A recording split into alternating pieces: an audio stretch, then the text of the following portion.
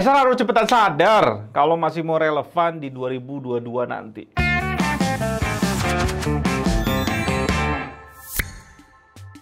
Monitor Acer yang terakhir kita review sih cukup mengecewakan ya.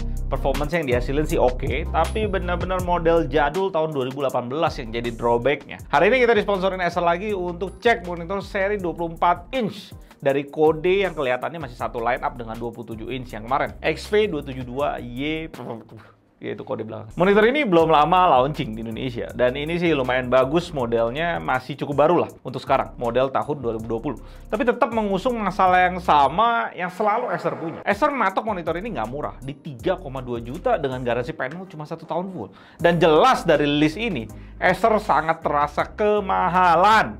Terutama karena ada Lenovo dan Gigabyte model tahun 2021. Dengan garansi 3 tahun full pula, dengan harga yang lebih murah. Pusing nggak? Di sini sih gue punya pandangan pribadi ya. Kelihatannya Acer di sini ngekorin LG banget. LG 24GN650. Mereka sama-sama model tahun 2020, dan kemarin LG itu di harga 3,3 juta. Dan Acer menempatkan posisinya di bawah LG dengan pasang di 3,2 juta. Masalahnya LG sekarang sudah banting harga luar biasa di 2,9 juta. Dan kita tahu kemarin itu ada voucher Steam 400.000, gue nggak tahu masih berlaku nggak. Yang ngebuat posisi Acer yang 3,2 juta ini jadi aneh banget. Secara spek memang ini udah monitor gaming entry yang mumpuni banget. 24 inch, IPS panel, dan 165 Hz maksimumnya. Acer juga kasih kita build quality yang solid banget, dari stand, kakinya yang tebal kualitasnya. Desainnya juga keren, banyak aksen lingkaran di bodinya, dan ergo standnya juga sangat lengkap. Head adjustment yang mulus, tilt vertikal bisa 2 arah, dan swivelnya bisa sampai 360 derajat. Pembuangan panas juga dibuka sangat lebar, pengaturan OSD udah joystick, dan portnya udah ngadep ke bawah. Mantep ketika lo pakein bracket di monitor ini. Speaker juga udah ada loh di sini. Lengkap nggak tuh?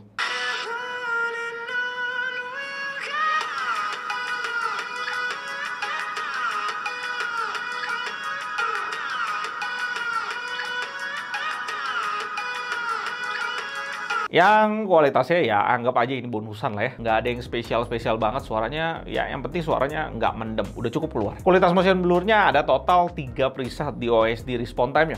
Dan dari visual kita bisa pakai yang ekstrim karena paling bagus hasilnya di antara yang lain. Dan kita bandingin hasil Acer ini dibanding dengan yang lain. Hasilnya Acer ini sebenarnya bisa lebih baik daripada Asus, tapi tetap akan terasa burem dibanding Lenovo ataupun Gigabyte, karena di sini Acer masih banyak bayangan di belakang UFO-nya. Acer kasih kita fitur VRB. Intinya kayak settingan MPRT di monitor lain yang nge-push motion blur-nya lebih jauh lagi. Dan kualitas settingan ekstrim kalian bisa lihat UFO-nya sangat-sangat clear secara visual.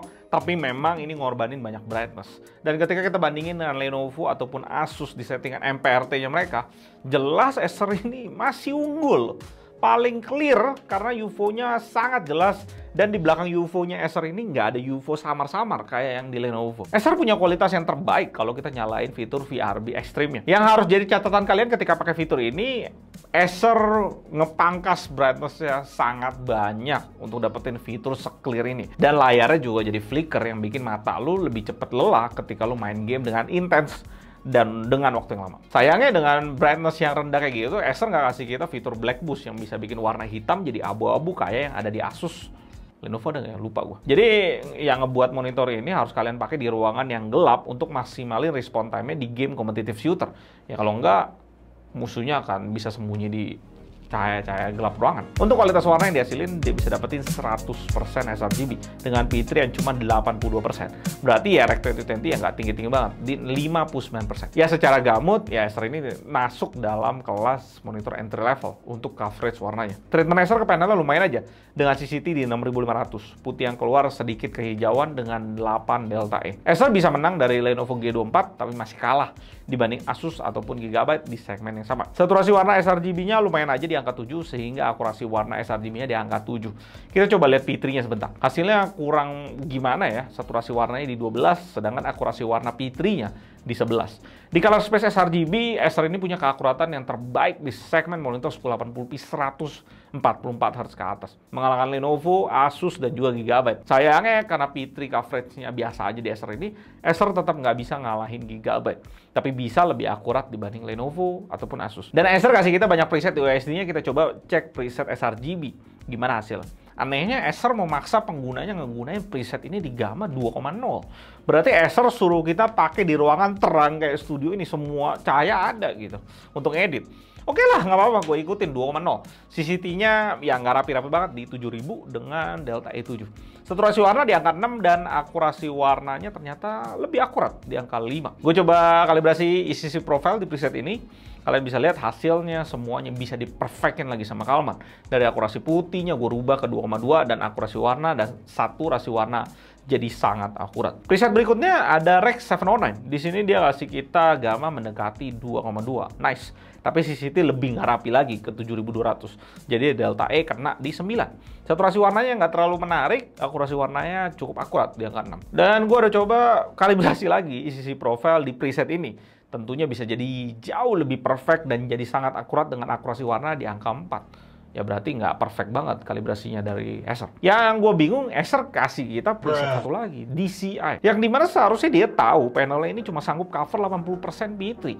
Yang kemungkinan besar preset ini mau gimana pun juga ya nggak bagus-bagus hasilnya. Akurasi putih kelihatan di sini kita dipaksa untuk pakai di 2,4. Berarti ini khususnya untuk dipakai ngedit di ruangan gelap gulita. CCT-nya malah jadi 5900 dengan Delta E juga nggak akurat di angka 11. Putihnya malah jadi agak kekuningan. Saturasi warna P3-nya malah nggak menarik di angka 14 dan tentunya akurasi warna P3 ya nggak gimana juga di angka 12. Coverage-nya juga nggak mumpuni kan 80%. Ya udah bilang tadi. Dan tentunya gue coba lagi kalibrasi ECC profile di preset DCI ini. Ya, gue bisa benerin putihnya, tapi untuk saturasi warna nggak bisa berubah banyak, dan tentunya akurasi warna juga nggak terlalu menarik untuk dipakai edit di color space P3. Gue ada coba untuk kalibrasi manual di preset default bawaan monitornya dari settingan pabrik, targetnya ke 200 nits, kalian bisa pakai settingan ini. Akurasi putihnya jadi lebih netral, keluar putihnya, dan Delta E di angka 6. Saturasi warna lebih baik di angka 5, dan akurasi warnanya udah jadi lebih akurat di angka 5. Sekali lagi kita kalibrasi ECC profile dengan settingan ini. Hasilnya ya cuma bisa lebih akurat sedikit aja, nggak gimana berubah. Sebenarnya kalau gue bandingin ya malah lebih akurat preset Rex 709 yang dikasih Acer. Kontrasnya di Acer ini malah menarik.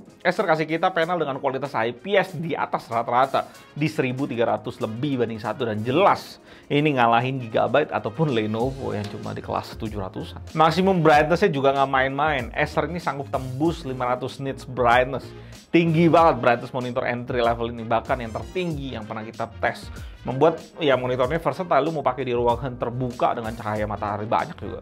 Oke, fine. Dan jangan lupa kita singkirin ekspektasi. Untuk kelengkapan lainnya sebenarnya di sini agak lucu. Acer bilang ini unit yang dikirimin unit baru, karena ya tentunya gue request baru supaya data akurasi warnanya yang terbaik yang bisa dihasilkan monitor ini. Tapi pas datang gue tahu jelas ini monitor udah pernah dipakai, karena ya cukup berantakan di dalam. Ya gue udah bongkar ratusan monitor bro, masa gue nggak tahu. Dan Acer ada kasih kabel USB-B tiba-tiba di sini.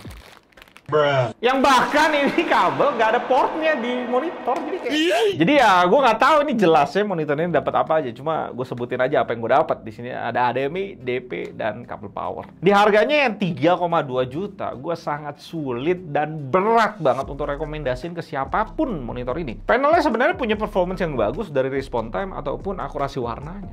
Karena kita bisa lihat tadi dia bisa ngalahin Lenovo ataupun Gigabyte dalam beberapa pengetesan. Tapi gue ngerasa Acer terlalu buang-buang biaya untuk ngasih kita preset yang nanggung-nanggung gitu kualitasnya. Karena dari pengetesan kita tadi, white balance-nya banyak yang nggak rapi nih. CCT rata-rata itu nggak rapi.